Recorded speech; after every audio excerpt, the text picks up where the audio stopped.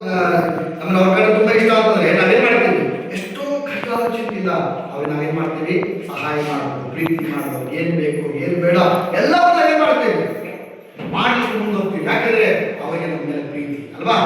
So ಅವರಿಂದ ನನಗೆ ತುಂಬಾ ಇಷ್ಟದ ಕಾರಣ ಮಾಡಿ ಕಷ್ಟ ಇರ್ಬೋದು, ಸಾಲ ಇರ್ಬೋದು, ಏನೇ ಇರ್ಬೋದು, ಪ್ರೀತಿ, ಈ ಪ್ರೀತಿ ಮುಂದೆ ನಾವು ಯಾರು ಕೂಡ ಕಡಿಮೆ ಅಲ್ವಾ. ಹಂಗೆ ಇವತ್ತು ದೇವರ ಪ್ರೀತಿ ನನ್ನ ಮೇಲಿದ್ರೆ ಇವತ್ತು ಎಂಥ ದೊಡ್ಡ ಸಮಸ್ಯೆಗಳು ಬರಲಿ, ಇವತ್ತು ಎಂಥ ಆಗಲಿರುವ ಕೆಲಸ ಇರಲಿ, ದೇವರು ಎಲ್ಲವನ್ನು ಮಾಡಿ ಮುಗಿಸ್ಲಿಕ್ಕೆ ಆದ ಶಕ್ತನಾಗಿದ್ದಾನೆ. ಆಮೇಲೆ ದೇವರ ಪ್ರೀತಿಯನ್ನು ಉಳ್ಕೊಳ್ಬೇಕು, ದೇವರ ಪ್ರೀತಿಯನ್ನ ನಾವು ಪಡ್ಕೊಳ್ಬೇಕು, ಉಳಿಸ್ಕೊಳ್ಬೇಕಂದ್ರೆ ನಾನು ನೀನು ದೇವರಲ್ಲಿರುವಂತದ್ದಾಗಬೇಕು. ಆಮೇಲೆ ನಾನು ನೀನು ದೇವರಿದ್ರೆ ಮಾತ್ರ, ನಾನು ನೀನು ದೇವರಲ್ಲಿ ನೆಲೆಗೊಂಡಿದ್ರೆ ಮಾತ್ರ, ನಾನು ನೀನು ಸ್ತೋತ್ರ ದೇವರ ಜೊತೆಯಲ್ಲಿದ್ರೆ ಮಾತ್ರ ಆ ಪ್ರೀತಿ ನಮ್ಮಲ್ಲಿ ಸಾಧ್ಯ.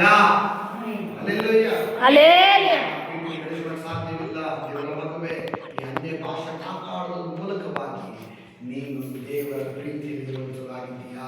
ಆಮೇಲೆ ಇವತ್ತೊಳಗಿದೆಯಾ? ಅನ್ಯ ಭಾಷೆ ಯಾಕೆ ಮಾತಾಡಬೇಕು? ದೇವರ ಸೇವಕರು ಸುಮಾರು 1 ಅವರ್ 2 ಅವರ್ 3 ಅವರಿಗೆ ಅನ್ಯ ಭಾಷೆ ಮಾತಾಡಬೇಕು. ಒಬ್ಬ ಸೇವಕರು ಹೋದಂತೆ ಕೇಳಿದ್ರೆ ಆ ಸೇವಕರು ಎಷ್ಟು ಅವರಿಗೆ ಅನ್ಯ ಭಾಷೆ ಮಾಡ್ತೀವಿ, ಇನ್ನೊಂದು 2-3 ಪದಗಳನ್ನು ಹೇಳೋದು ಅಷ್ಟೇ ಅಂತ. ಅವರೆಲ್ಲರೂ ಅನ್ಯ ಭಾಷೆ ಮಾತನಾಡಿ ದೇವರ ಜೊತೆಗೆ ಬೆಳೆಯೋದ್ರಿಂದ ಈ ಸೇವಕರನ್ನ ನಾನು ದೇವರು ಇರಬೇಕು ಅಂತೇಳಿ 2 ಪದ ಬರ್ತಾ ಇರುತ್ತೆ. ದಿನಕ್ಕೆ 1 ಅವರ್ ಮಾತಾಡ್ಬೇಕಂತೇಳಿ ಬರೀ ಮೊದಲನೇ ಮಾತಾಡ್ತಾ 1 ವಾರ 2 ವಾರ ಆಯಿತು. ಈ ರೀತಿಯಾಗಿ ದಿನಗಳು ಸಾಕದಾಗ ಇವಾಗ ಪೂರ್ತಿಯಾಗಿ ಅವರ ಪ್ರಾರ್ಥನೆ ಅನ್ಯ ಭಾಷೆಯಾಗಿ ಮಾತಾಡ್ತಾರೆ. ಆಮೇಲೆ ಯಾಕೆ ಅನ್ಯ ಭಾಷೆ ಬಂದ್ರೆ ದೇವರೊಟ್ಟಿಗೆ ಇರುವಂತಹ ಸೇವಕರಾಗಿ. ಆಮೇಲೆ ಅವ್ರ ಎದುರುಗಡೆ ಬಂದ್ರೆ ಸಾಕು, ದುರಾತ್ಮಗಳು ನಡುತ್ತಾ ಕಾರಣ ಏನಿದೆ, ಅನ್ಯ ಭಾಷೆ.